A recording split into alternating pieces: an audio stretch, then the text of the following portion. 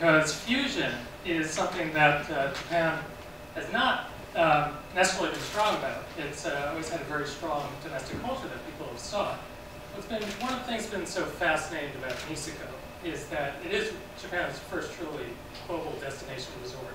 People are not going there for just the culture. The way this has happened, and still happening now, has been extremely exciting. It's been great to be part of it.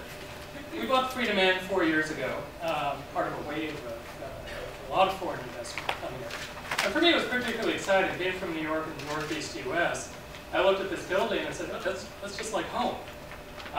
It was built by a Japanese couple that had been in Niseko for about 35 years. And when we were talking, going through the purchase, I asked, why did you build essentially a colonial-style building in northern Japan? He said, oh, well, we visited Niagara Falls a few years ago before we built it, and we stayed at a bed and breakfast that we absolutely loved. We wanted to bring the concept back to Japan. And so they did. Funny things happen when you bring particular concepts across oceans, across cultures. And while this scene could easily be in Vermont, if you step back just a little bit, I can assure you can't see this scene anywhere in Vermont. It's really a dramatic place, but when we bought the inn, it was essentially built for a domestic guest population, and the owner did, the original builder did make some concessions to local tastes. We had to decide, what are we going to change? We walked through the building, and there are a whole variety of features, some that are very Western, some that are very Japanese, and we were deciding whether to change the Japanese ones because the Japanese features really fit in a building like that. We decided to keep all the features. We added internet and a few modern amenities, but otherwise kept it mostly the same. So while some of our rooms look like this, some of them look like this.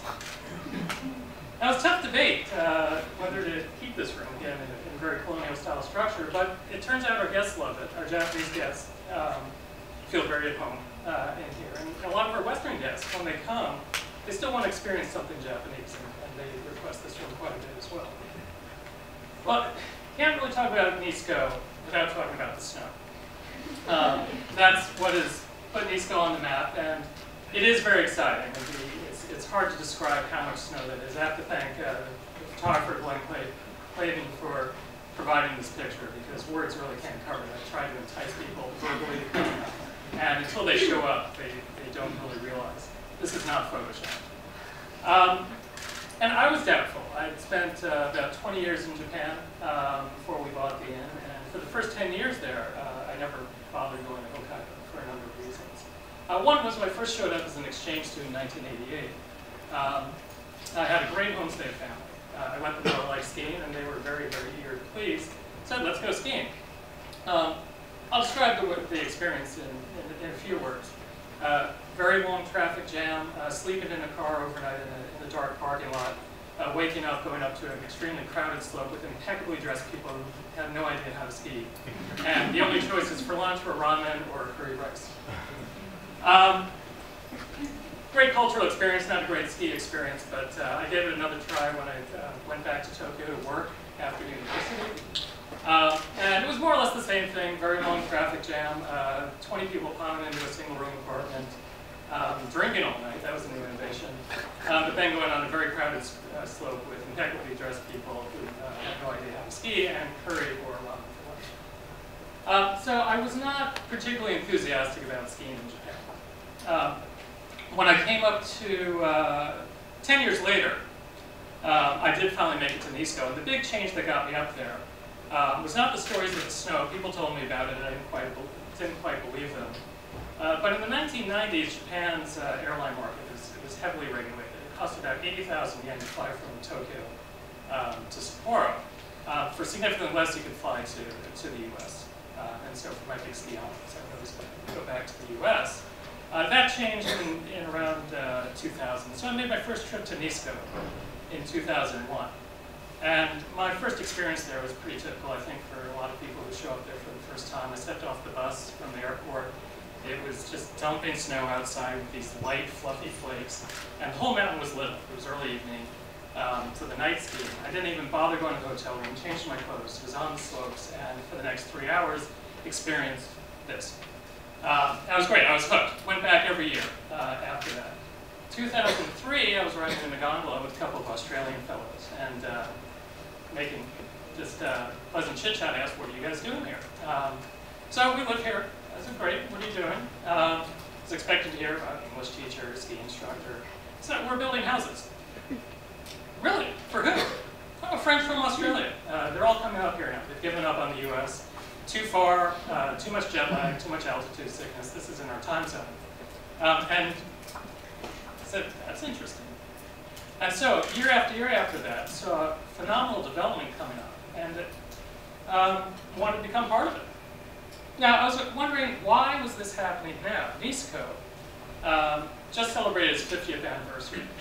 In fact, the first person to ever ski in Niseko was 100 years ago. We just celebrated his centennial on April 17th, an Austrian major who skied down Mount Yote. So the word's been out in the foreign community, that's snow for a while. But skiing in Japan, this is my creation, a very unofficial history of how Niseko's developed.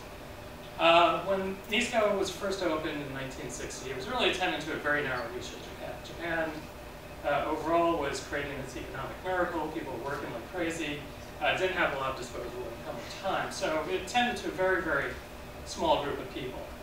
Around 1982, that's when Japan kind of hit the world front, but it was a movie called Why Don't You Take Me Skiing that really apparently struck off the ski boom.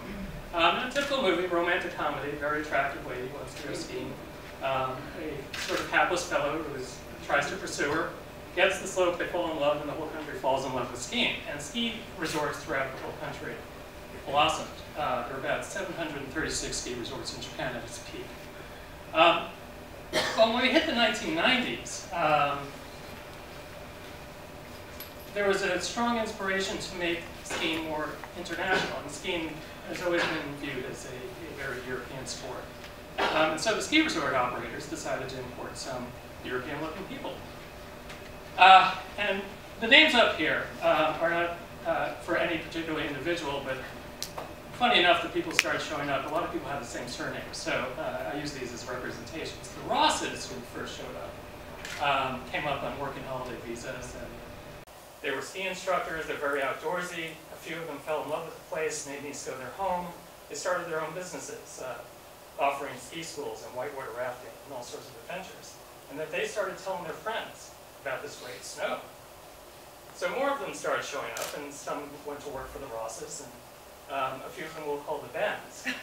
Well, they started telling their friends, and as the old saying goes, it went on and so on and so on. And now a lot of people knew about Niseko, and a few, and this was around the time that I started going, said, this is great, we'd like to come back, but there's no place to stay. There are hotels, not really appealing to us, small rooms, very smoky smelling. The Australians really didn't like that much, so they said, gee, do you think we can buy land?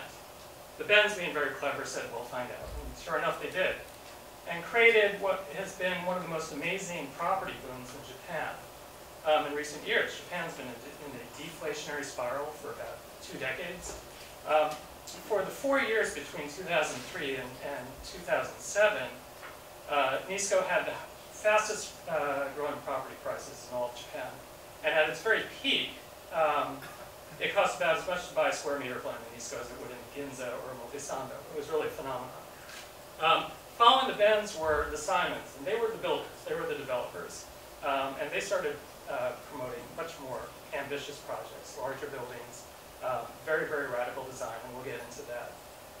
What's happening now is still going on. Every year is different. That's what makes it exciting.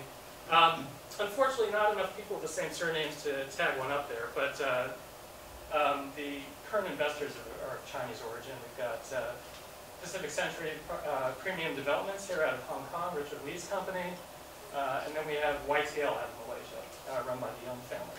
And they own 2 huge sections of the resort, including the operations. We haven't seen what they're developing yet, but everybody's waiting in great anticipation. So, the cultural merging. Singapore, they had the merlion. We have the samurai duck-billed platypus as homage to the first Australian pioneers there. He's been great hit, and it is representative of some of the fusion that's going on. More interesting, I think, is what's going on in design. This is one of hundreds of new, relatively new developments that have happened here, and to me, it's some of the most interesting is the merger between Western and Japanese concepts that are manifesting themselves here. Now, there's been a downside to it. I mean, as people now become repeaters to Niseko and the visitors, and as well as the relatively large foreign population that's settled there, start to call it home, Niseko itself is going through its identity crisis. Is it Japan? Is it an international community? How does it mix? Ironically enough, I have Australian friends who come up and complain that there are too many Australians around. And then Japanese friends are also getting the sense that, well, you know, Niseko doesn't really feel like it's for the Japanese anymore. And I think it's just growing pains, because certainly everybody is having a good time. And when I dug into the Japanese comment, I was concerned that, well, you know, we're building things that appeal to a Western taste and are doing a take on Japan but doesn't feel familiar to the Japanese because it's so different. It made me think of one of my favorite museum exhibits that I've seen in Japan. It was about Japanese and the European fascination with Japan after it opened up in the second half of the 19th century.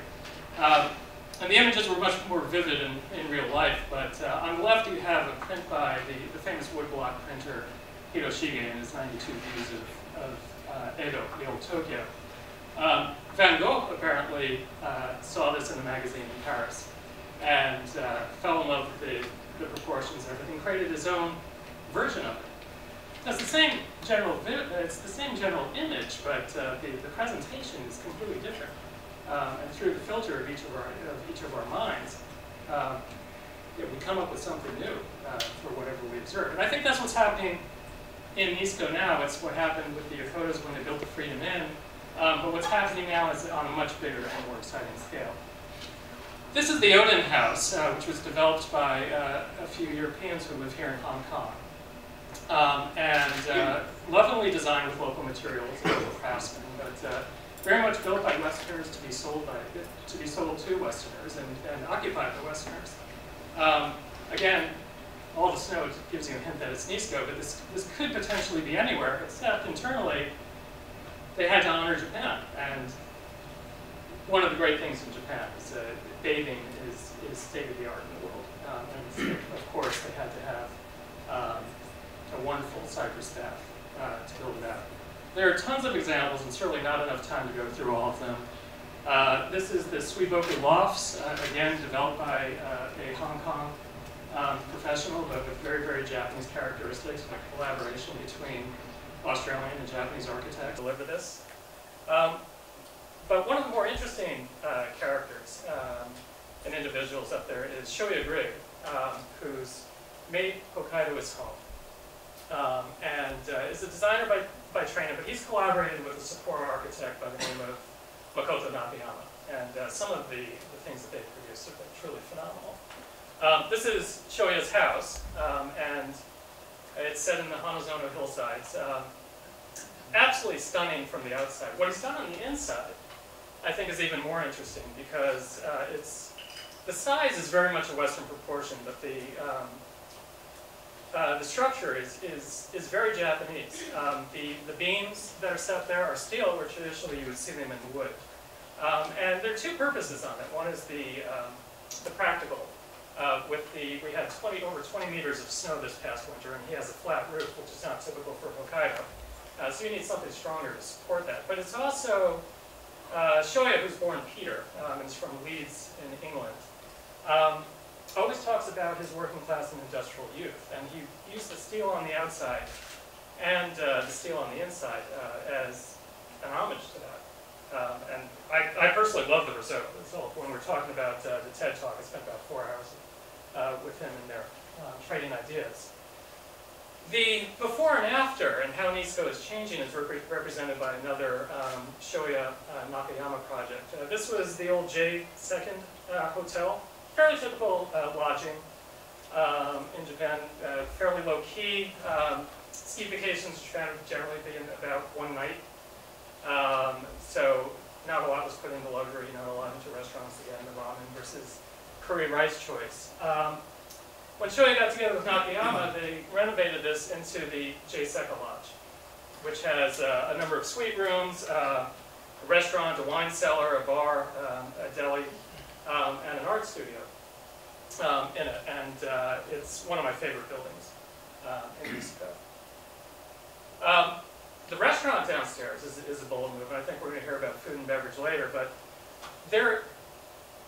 to get back to the curry rice ramen issue, one of Niseko's great accomplishments is a vibrant food culture. And in a country, again, with great food, and we heard about all the Michelin stars, at the ski resorts, you generally don't have that option. And again, because in Japan, skiing is never a long vacation.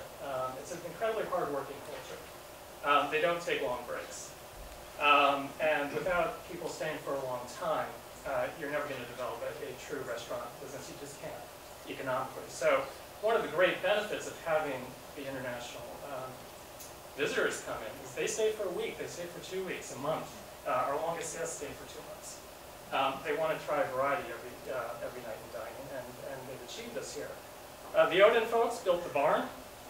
Again, Niseko is an agricultural community. They built this to pay homage to that, use local materials, but again, very, very cosmopolitan design. The food is fantastic. That's not to say it's devoid of local talent. These are some of my favorite folks in town. They've been there for 3 decades at least.